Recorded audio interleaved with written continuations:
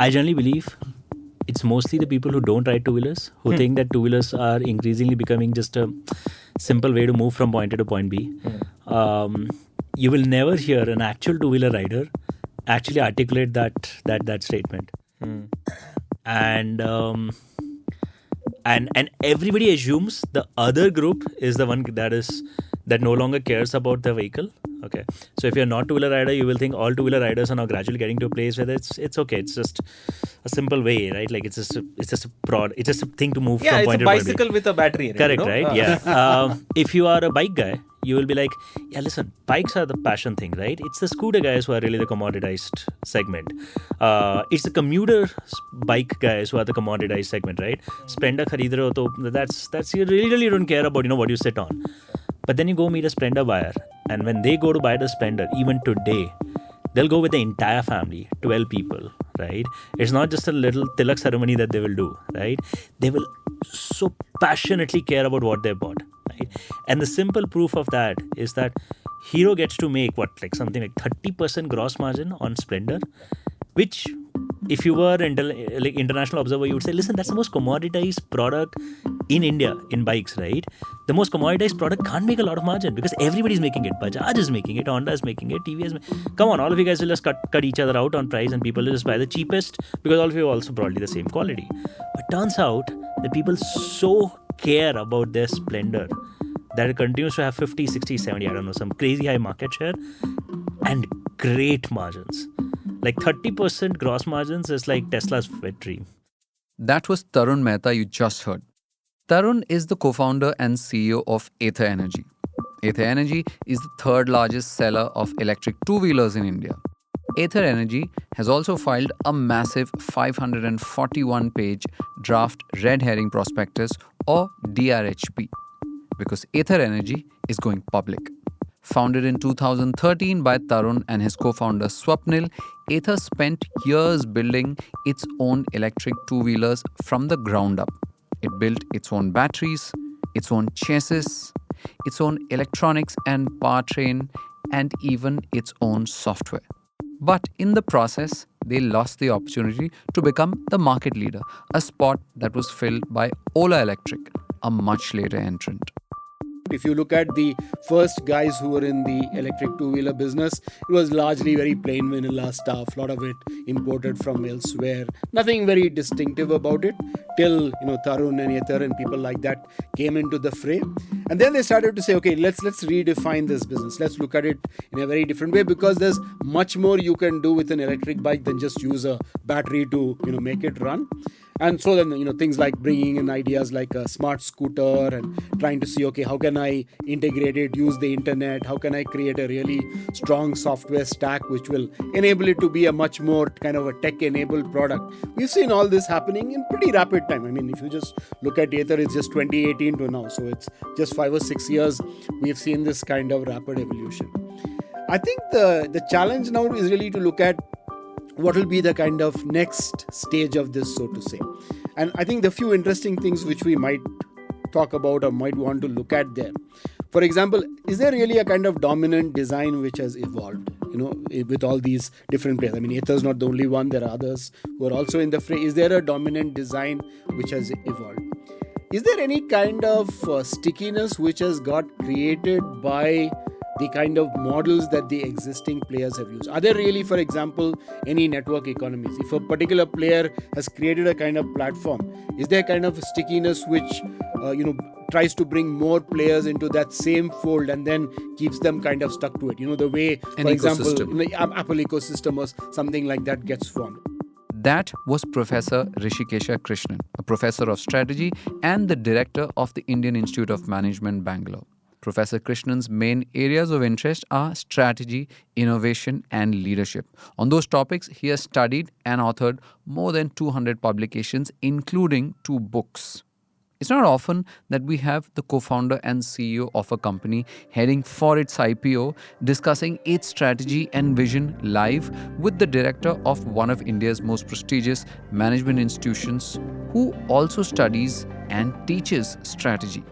But this is 2x2, where each week My co-host Praveen, Gopal, Krishnan and I try to push the envelope on what makes for truly interesting discussions. Welcome to episode 12. What brought Ather Energy here isn't going to be what takes it there.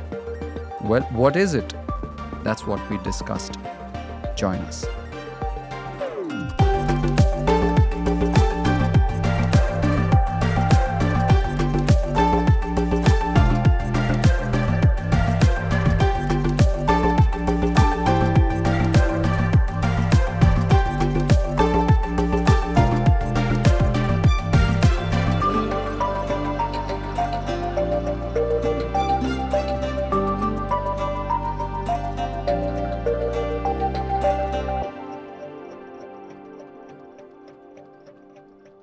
We have Professor Rishikesha Krishnan, the director of IIM Bangalore, and also a professor of strategy.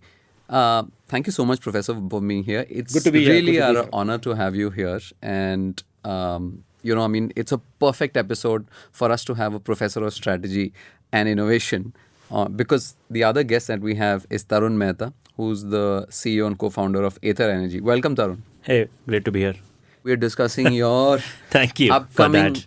strategy over the next 5 years, 10 years. We've spoken in the past about how you also want Ather to be an organization that should be around forever, right? And it should continue to do well. And that's the strategy that we want to discuss. This is the first time that we're doing a company-focused episode of 2x2. Also, a company which is just filed its DRHP in the run-up to an IPO. So it's really interesting. And of course, my other guest, co-host, Praveen. Welcome, Praveen. Yeah, it's good to be here. I want to start by talking about the electric two-wheeler market and in India. And I'll try to ask this question first to Tarun. And my question to you is, what can we take for granted? There are things, and I'll explain myself.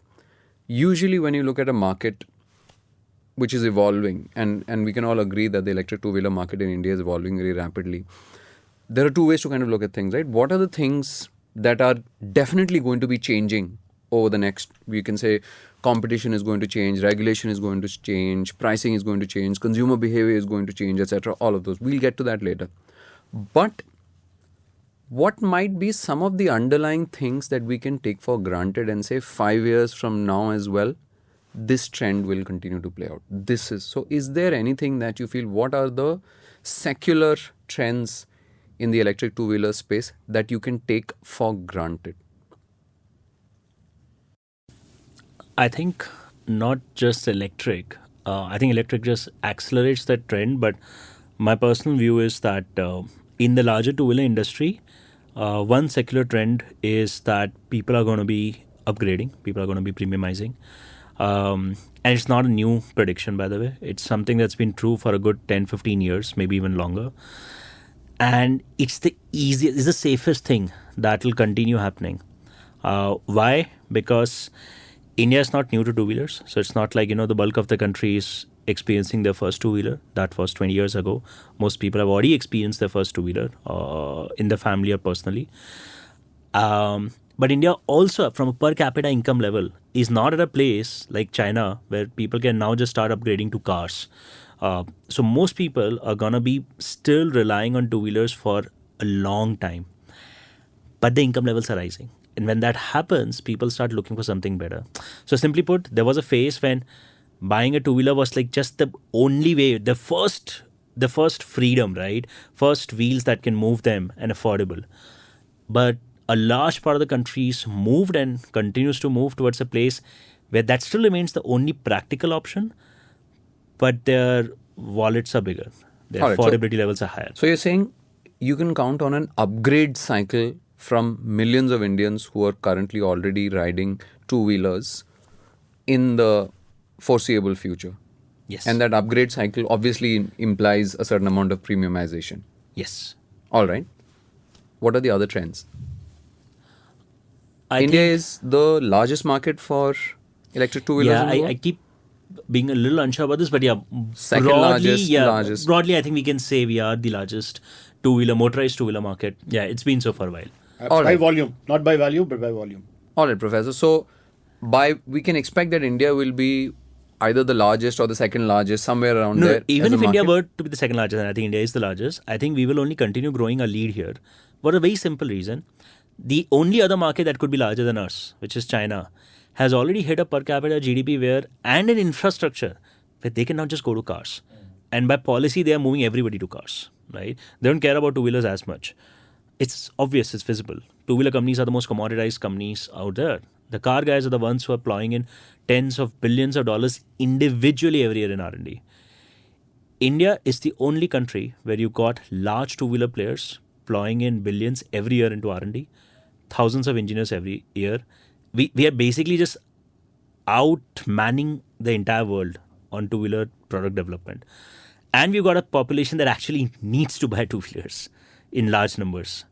And we've got a market which is still massively underpenetrated at what, like 30% penetration. All right. And sorry, Professor, before coming to you, so then the comparison to China was that China is going to make the evolution from two-wheelers to four-wheelers because A, its economy has progressed and reached a much later stage, and B, its road infrastructure is much better.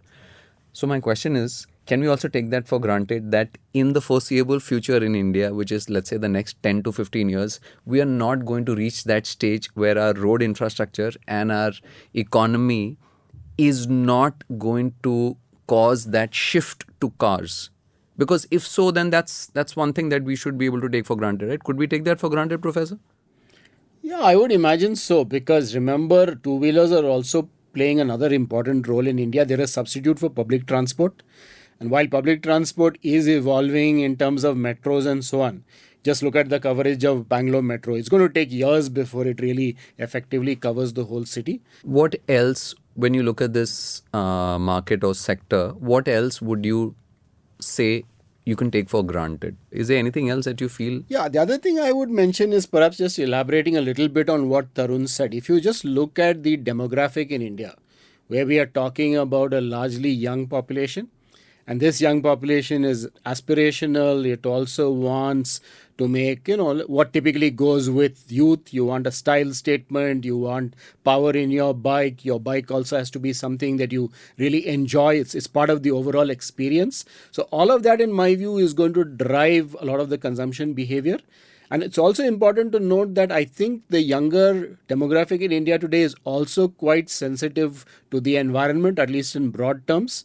So I think they will, if it's affordable and other things are right, they would like to choose an alternative that's more eco-friendly. Because I think compared to, say, an older generation, they're very sensitive to what's happening around them. Praveen, do you feel there's anything that we've missed? I think two things. First is that we are basically saying that one thing that's almost certain is that we're going to have two-wheelers that are going to continue, younger people, etc. I'm not so convinced by the argument that younger people are particularly environmentally conscious. I think that's a much more smaller segment than we believe it is. Second, I think that a lot of these younger people are going to become significantly older. It's very fashionable and amazing to have a bike and to ride a bike when you're in your early 20s. But all those people who are in their early 20s are going to be in their late 20s, early 30s. Some of them may not have a license like me, but most of them will. And I think that the quote-unquote sexiness or the appeal of two-wheelers is going to change from being aspirational to something that becomes much more commoditized, regular, everyday, mundane. Tarun, I'm going to go and from your DRHP essentially pick up what you folks identify are your strengths or differentiators or pillars, what makes you unique, right? One of them is the fact that you offer a premium product and you clearly stand, and we talked about that earlier as well. The second is that you're vertically integrated, that you do a bunch of things in-house, from your software to your own R&D to making everything, in-house, your factories, etc. The third is software actually separately, right? Your Ather stack, etc. And the fourth, I think, is your capital efficiency. I mean, here, Professor, I'd ask you, let's leave capital efficiency aside for a moment, not because it's not important, because I'm not really sure how long-term differentiated capital efficiency can be because it fluctuates, right? But the first 3 points are, 1, we are premium. 2, we control our own software, and we use that software to offer a bunch of different experiences which are built on top of that. And 3, that we're vertically integrated. When you look at these pillars, and to kind of go back to what you said earlier, that who defined the initial transition and who gets to ride it sustainably? Does premiumization, vertical integration, and control over your software stack, you know what I mean? And how do these features look like So to when I'll you're focus analyzing? more on number 2 and number 3. I think those work well, but it also depends a lot on your marketing, distribution, your ability to really get into the market and very aggressively own the space ahead of others. I think that's the sort of other part of it which you didn't really mention, because it's one thing to have all those characteristics. I think vertical integration, for example, in general leads to a much better user experience, because whatever you are doing is all from the same company, it's integrated on the same platform, the user is going to have a much more complete experience. We talked about Apple earlier, that's a great example. So that philosophy is really good. But finally, I think we've seen this in India before, and probably in other parts of the world as well. Your ability to create that design is fine, but then, as I mentioned a few minutes ago, can you ride the wave? Can you really create the capacity? Can you go outside there and push demand? Can you put in place the distribution network?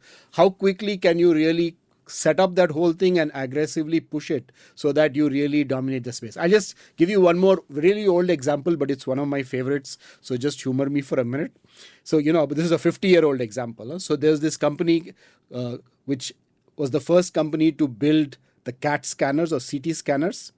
Now, most people don't even know that the first company to do this on a commercial basis was EMI, which was the gramophone company of UK.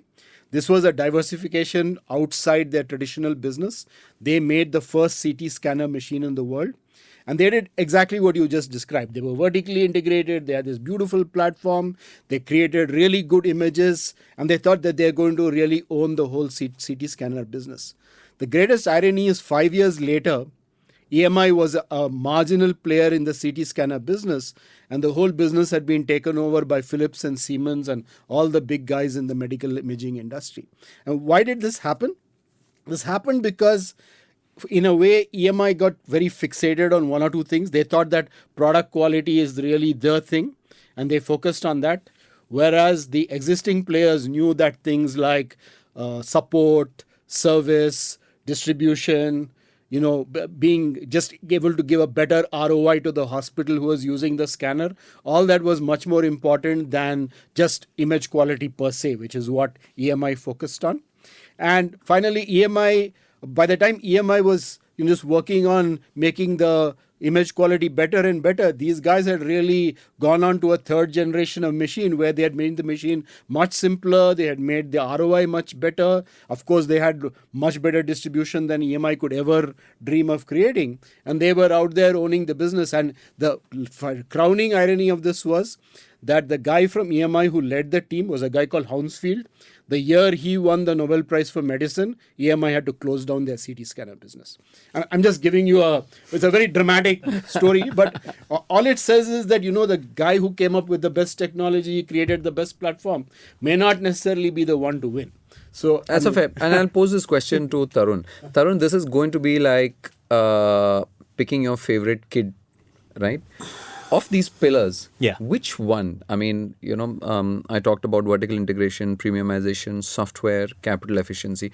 Which one, if you were to fast forward 25 years or 50 years, and Ather is still hopefully around, and it's still thriving, and it's, and of course, profitable and growing, and you do talk about in your DRHP, but which is your favorite kid? Which is the one that keeps Ather competitive and innovative 50 years from now? I think the answer, I think you've got to use the right disruption at the right stage as you build a business out. In fact, the answer is in the problem that Professor talked about. The classical mistake any of us could make if you are trying to, especially if you're the pioneer, is that you've got a hammer, it worked once, and now you assume it's got to work forever, right? Everything looks like a nail. Everything is the same damn nail, right? Not even a different nail. So, for example, I believe that when we started Ather, the opportunity was in offering a very different specification with the vehicle, right? Cracking that, listen, this 25, 30, 40 kilometer, like you can't offer a product worse than a Honda Activa. That's a golden benchmark. 80%, 90% of scooters are essentially Activa clones, in my opinion. You got to offer that or better. Nahi to why will somebody upgrade? Like, what's the upside? Koi hai hi upside. Okay. I think cracking this specification, that this kind of power, this kind of seating capacity, this kind of gradient capability, this kind of look, this kind of lighting, basics, which basically meant a certain kind of architecture, battery type, charger type, motor type, falana dikra, all that is important. It got us attention. It probably got us also the money that we needed as the first real startup raising capital in EV in India. And it made us go through the first several years of this. But the reality 10 years after starting Ather is that our specifications are no longer disruptive. You've got to figure out a new differentiation. Now, and coming to your question, I think these answers change every few years. Ultimately, what I believe, and this may sound a little weird coming from somebody who's generally talked a lot about tech and vertical integration of technology. Here it comes. Go on. I know what's coming. I think ultimately you need to have a brand. Yes, finally. Yeah. And it is brand. You're right. I think a startup can start from any place. It can start from a place of, listen, we're going to disrupt the market with crazy powerful distribution. We're going to disrupt the market with great sales. Like, we're going to be Amex, right? Like, Amex has great customer experience, right? That's our disruption. We could be the Apple, right? We will have a great product, magical experiences. That's what our attempt is. We want to build magical experiences, mostly with software. Maybe we'll talk about it. Somebody else might say, listen, we are going to have the lowest cost. Like, that's it. Like, if you come to our store, you know you're going to get the highest value for money, right? But ultimately, you're purposing all those early advantages into essentially a brand promise, right? Because all those advantages will get copied. Ultimately, what you do with that advantage for 10, 15 years becomes word of mouth. That word of mouth establishes your brand.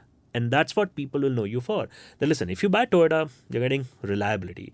If you buy Honda, you get great quality. You buy Volvo, you get great safety. You right? buy an Ather, you get magical experiences. Like, Ather will do something in everything that they will do, which is एक चीज तो magical होगी, ठीक है? You will pay a price for it, or you may sacrifice a few things for it, क्योंकि सब कुछ नहीं करेंगे वो. But one thing will be so magical that दिल आ जाएगा आपका. That's something you can't do with only one product. I've got to do that with like 10 different products, 10 different times over 10 years to eventually hammer the message in across the population. So you've got to convert all of this ultimately into a brand promise that's so damn consistent that even if you don't do it, after that, people just assume कि आप तो करोगे ही, and they will keep buying you. Which is why we actually spend money in marketing.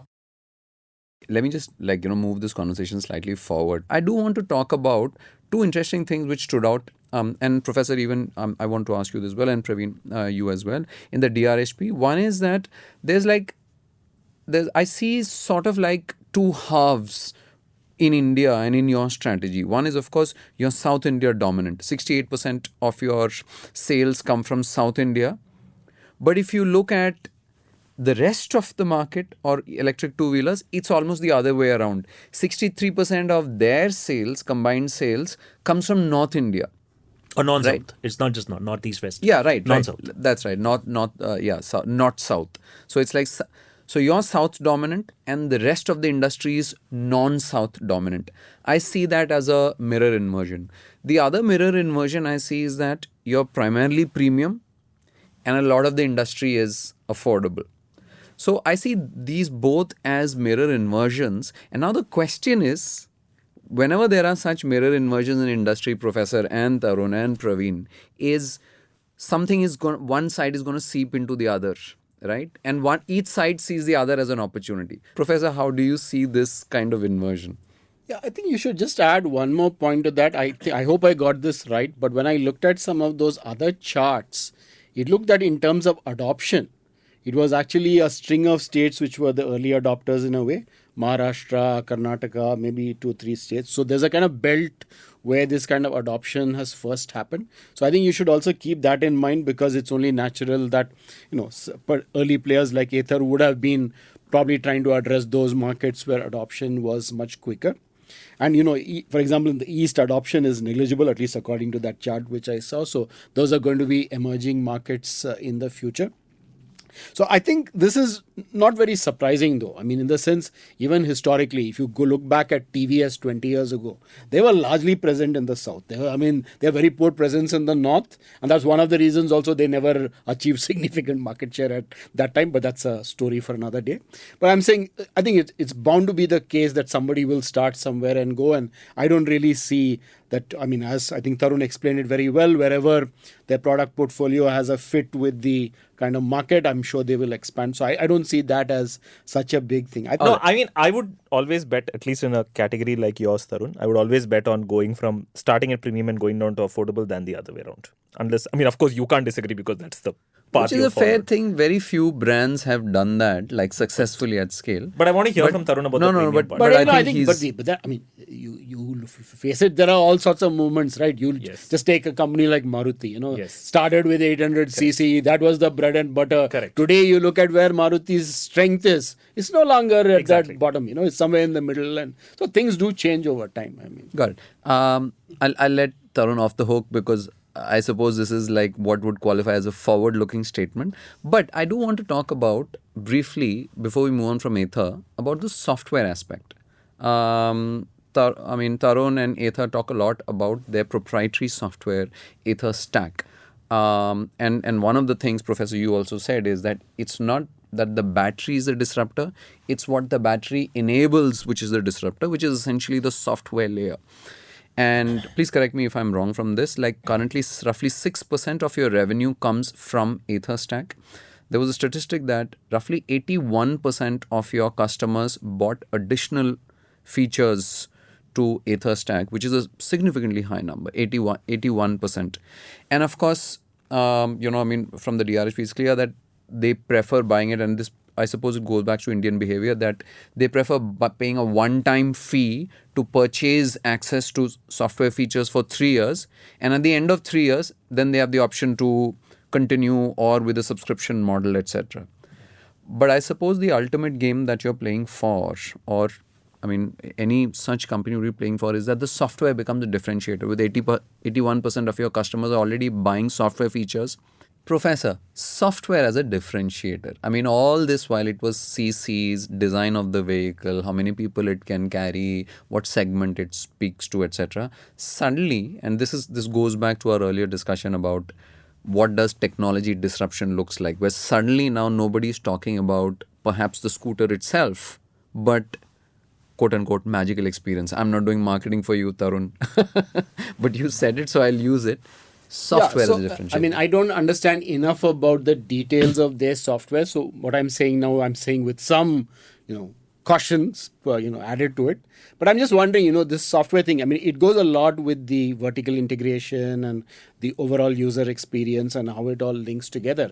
But I'm just wondering, for example, let's suppose somebody came with some kind of a open platform for two-wheeler software, and you actually were able to then build different apps on top of that and so on. I don't know that this is technically it makes sense, but I'm just putting it forward. That's the Android version, because I think in the DRHP also they talk about there is an iOS version, which is like the fully controlled Apple version of the software stack, and then there is the Android version, which is what you're saying. Yeah, that could be one way of looking at it. I'm just saying in general, let's say somebody came with an open standard for, EV software or something like that, and try to attract different EV players to adopt that standard. Because one of the other things is all this interoperability, and these regulators get into all that stuff. The EU is big time into I think Apple got fined a huge amount because they refused to change some connector and all that stuff. So all those things are also real phenomena, right? So I'm just wondering, I'll give you an analogy, which again, I don't know fully, but I think it's worth just talking about. You look at automation of factories, okay? There used to be a lot of proprietary solutions for automation. And this really used to make the whole automation stuff quite expensive. What has happened in more recent times is you have much more generic open sort of solutions for different kinds of process automation, which has really brought down the cost of jigging the software for automation of factories. And that's made automation much more widespread, and it's really changed the dynamics of lots of manufacturing, because earlier the minimum kind of run you needed to, or the minimum size or scale of your plant to really justify automation SAP was implementation huge. or But something, now, yeah. you can actually justify automation with much smaller scale and much frequent changes of cycles and so on, because the software and all that has just become much more widely available, open platforms and things like that. So I don't know that this makes any sense at all, but it just seems to me that somewhere along the line somebody might come and say, I'm coming with this open standard for two-wheeler software, and so you can buy your vehicle from somebody and you can hook into some other platform. And How much of a differentiator is Ather stack? So I said that you got to find different differentiations at different points of time. Early on, it was the vehicle specification that differentiated us. For a while, it looks like quality has become one of those things that people seem to know us for. Scores keep telling us something on that internal stores. Can't disclose them. But we've been investing in software for a very long time. Here, I will lay out the story in three parts that it's happened and how it's evolved. Part one, phase one, was when we launched the original product Ather 450. At that point, this entire software-based differentiation was really more at the hardware layer. And essentially, we couldn't really sell you software because it was not possible, right? There's no comparable. So we sold you hardware. Okay, because that's what you know. So we would tell you, listen, this has a touch screen. Listen, this has this processor. It has a Qualcomm. Okay, this has mobile apps. Okay, which is really not really great software. It's mobile app. It's got a 3G or a 4G or a 5G SIM card, right? This is really more the hardware layer. Really, this is not software that we're talking about. Because the reality is this is the early stage, right? Did it really help? I don't think so. I think it just allowed us to start establishing that Ather talks about these things. Every time you go buy a damn product of Ather, whether it is a scooter, this generation, whatever it is, they will talk about this stuff. So they just established a basic layer. Then phase two was when everybody started replicating the hardware or creating a similar-ish hardware, maybe not replicating. We moved on and we started throwing features at it. Okay, so now instead of talking about the hardware, we would talk about, hey, we've got this feature, we've got that feature, we've got Google Maps, we've got vehicle tracking, we've got service booking, so on and forth. And at one point, I would say 1.5 years ago, I've said it publicly also, we actually overdid it. We went to the point where we were like, listen, if people get features now, and literally what they get is number of features that you have. I want the longest feature list in this market, right? Just to sort of hammer the image that Ather is building on that. Ather continues to talk about this feature thing a lot, right? And these features are not like, oh, we got great power, great acceleration. That is a given. Let's just talk about a software feature list. I just want the longest feature list. We invested in that for a while. We got a lot of features. But that's done because everybody has features. And it's gotten boring also to talk about just number of features. So now we're getting to our phase three. I would say actually we are in the middle of a phase three where we are now not talking about hardware as much. We're not talking about a number of features as much. We're talking about what are the magical experiences these features enable for you, which are all down to the fact that this is a software-defined vehicle. Okay. Which is the place where, Professor, it might be a little difficult for somebody to sneak in as a layer and control this, because this is not, let's say, an app that you can add onto your dashboard, like let's say Give us Android examples, Tarun. What are some I'll of come to these? examples. For example, things that we've invested in and have made public also. These are all software-based experiences on your vehicle, which are difficult to pull off with ICE, easier to pull off with electric, and easier to pull off if you control the entire ecosystem of how everything's come together. So, for example, on the first features that we went really deep on, Google Maps was one of the first things we talked about. Google Maps as a mapping experience was better. But the second thing that really talked about was auto hold. Was this feature where, if you just press brakes and leave it, on any slope, your vehicle will just hold steady. Now, it's a feature that premium cars often have. It's called, I think, hill hold there. We introduced this as auto hold. And we went to town basically really literally putting this up on a stage during launch, a 12-degree slope, or 8 or 12-degree slope, and putting two of us, like I went and climbed the scooter, demonstrating that, listen, even without pressing brakes, the scooter just holds steady. It's a great experience. It catches attention because how would you otherwise do it?